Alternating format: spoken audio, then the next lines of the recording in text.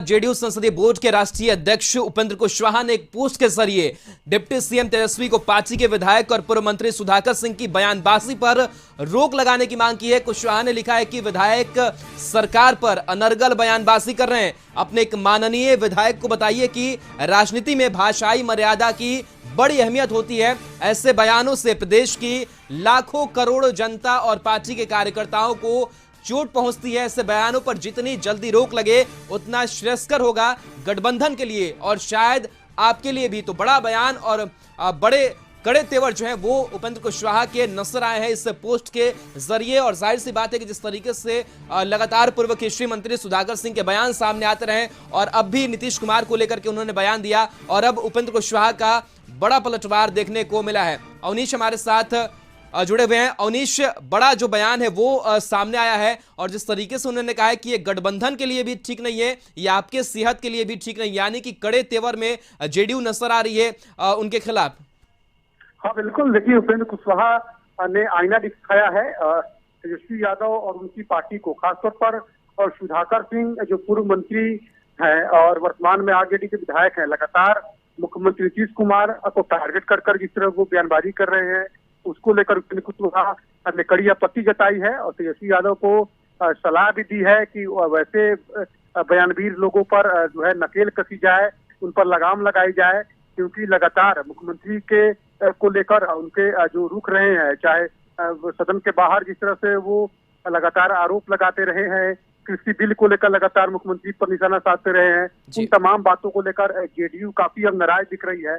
JDU संसदीय board के राष्ट्रीय अध्यक्ष उपेंद्र कुशवाहा उन्होंने कड़ी आपत्ति जताई है और तेजस्वी यादव को जो है लगाम लगाने की सलाह भी दी है। तो देखिए अब जिस तरह से सुधाकर सिंह लगातार बयानबाजी कर रहे थे जेडीयू के खिलाफ में, नीतीश कुमार मुख्यमंत्री नीतीश कुमार के खिलाफ में, वैसी स्थिति में अब जेडीयू जो है वो बैक फुट पे नहीं बल्कि जेडीयू अब फ्रंट फुट पे जो है वो अब है और लगातार जो है सुधाकर सिंह पर लगाम लगाने की सलाह भी दे रही है। हमें लगता है कि उपेंद्र कुशवाहा ने ट्वीट कर हमला बोला है, नसीहत दिया है। अभी वो दिल्ली में है, वो दिल्ली से पटना आ रहे हैं। तो चलिए बिल्कुल अवनीश, तो कड़े तेवर नजर आए हैं। बहुत बहुत शुक्रिया तमाम जानकारी के लिए। ब्यूरो चीफ अशोक मिश्रा जी भी इस खबर पर संपादक हमारे साथ जुड़ेंगे और उनसे भी समझने की कोशिश करेंगे कि जिस तरीके से सुधाकर सिंह मान नहीं रहे हैं और जेडीयू की जो असहजता है वो अब खुलकर सामने लगातार आ रही है और जो पोस्ट सामने आया उसमें स्पष्ट रूप से लिखा है उपेंद्र कुशवाहा ने कि यह गठबंधन के स्वास्थ्य के लिए भी और साथ ही आपके स्वास्थ्य के लिए भी ठीक नहीं होगा। किस तरीके का संकेत है ये? बिल्कुल, देखिए राहुल, अभी नए साल के बीते हुए 24 घंटे भी नहीं बीते हुए हैं, लेकिन जिस तरह से उपेंद्र कुशवाहा ने सीधा हमला किया है सुधाकर सिंह के बहाने तेजस्वी प्रसाद यादव यानी कि आरजेडी पर, ये काफ़ी कह सकते हैं कि गंभीर मामला है। चूँकि सुधाकर सिंह लगातार मुख्यमंत्री नीतीश कुमार के खिलाफ बयानबाजी करते रहे हैं और अगर आप सुधाकर सिंह के पिछले बयानों को देखें तो कृषि मंत्री के रूप में हो या कृषि मंत्री के से विदा लेने के बाद विधायक के रूप में हो, सुधाकर सिंह लगातार सीधा हमला मुख्यमंत्री नीतीश कुमार पर करते रहे और जदयू या यूँ कह सकते हैं कि गठबंधन के कोई भी नेता सुधाकर सिंह के बारे में कोई बात नहीं करते रहे, यानी कि किसी नेता ने सुधाकर सिंह के बयान के खिलाफ हमला नहीं किया। लेकिन साल के दूसरे दिन ही उपेंद्र कुशवाहा ने जिस तरह से हमला किया है, यह कह सकते हैं कि महागठबंधन की सेहत के लिए अच्छी बात नहीं है।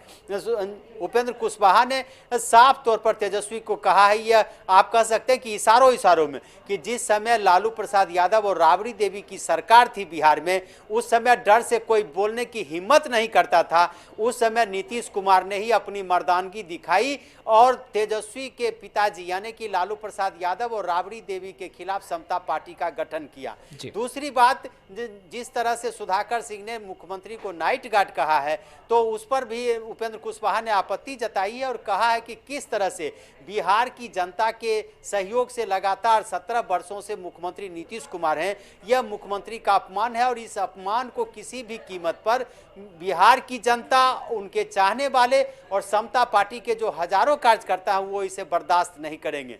उपेंद्र कुशवाहा ने चेतावनी भी दी है कि अगर सुधाकर सिंह के बयान पर लगाम नहीं लगाया गया तो यह बिहार की राजनीति के लिए और तेजस्वी जी आपके लिए भी बेहतर नहीं होगा। यानी कि उपेंद्र कुशवाहा ने इशारों में तेजस्वी प्रसाद यादव को धमकी दी है कि या तो सुधाकर सिंह के बयानों पर लगाम लगाइए, अपने विधायक को समेटिए, और नहीं तो फिर इसका परिणाम भुगतने के लिए तैयार हो जाइए।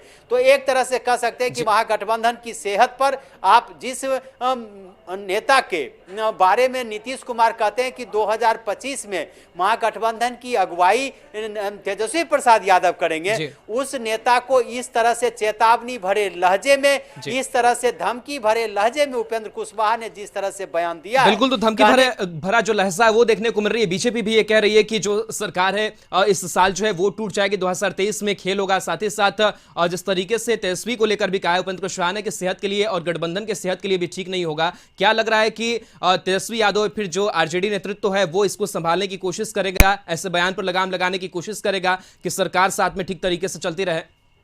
देखिए, राजनीति में कुछ भी हो सकता है राहुल, और आप ये कह सकते हैं कि बीजेपी बड़ी पार्टी है, बीजेपी भी क्या खेल करेगी ये कोई नहीं जानता है।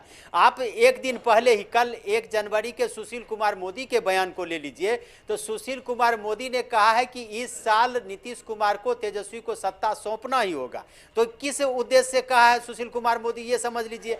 आज ही बयान आया है बीजेपी के दूसरे बड़े नेता का, यानी कि तारकिशोर प्रसाद जी का, जो पूर्व मुख्यमंत्री है। उन्होंने कहा कि जदयू के कई बड़े नेता हमारे संपर्क में हैं और वो खरमास के बाद आएंगे, बीजेपी में शामिल होंगे।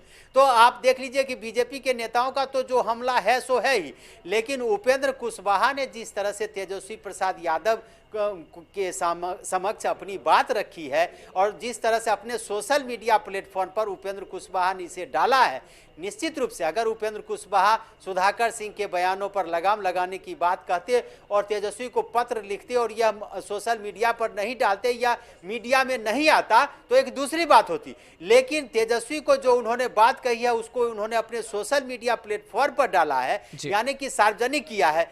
कहीं न कहीं यह महागठबंधन की सेहत के लिए बेहतर नहीं हो सकता है। उम्मीद की जानी चाहिए कि इस मामले को लेकर के तेजस्वी भी अब सजग होंगे, सुधाकर सिंह के बयानों पर लगाम लगाने की कोशिश की जाएगी, क्योंकि सुधाकर सिंह कोई छोटी चीज नहीं है। आरजेडी के विधायक तो हैं ही, आरजेडी के प्रदेश अध्यक्ष जगदानंद सिंह के बेटे हैं, जो नीतीश कुमार, जो तेजस्वी प्रसाद यादव के चाचा हैं, प्रिय चाचा हैं जगदानंद सिंह, और लालू प्रसाद यादव के अभिन्न मित्र हैं। वैसी परिस्थिति में क्या तेजस्वी सुधाकर के खिलाफ कठोर कार्रवाई करेंगे? क्या सुधाकर के बयानों पर लगाम लगाया जाएगा?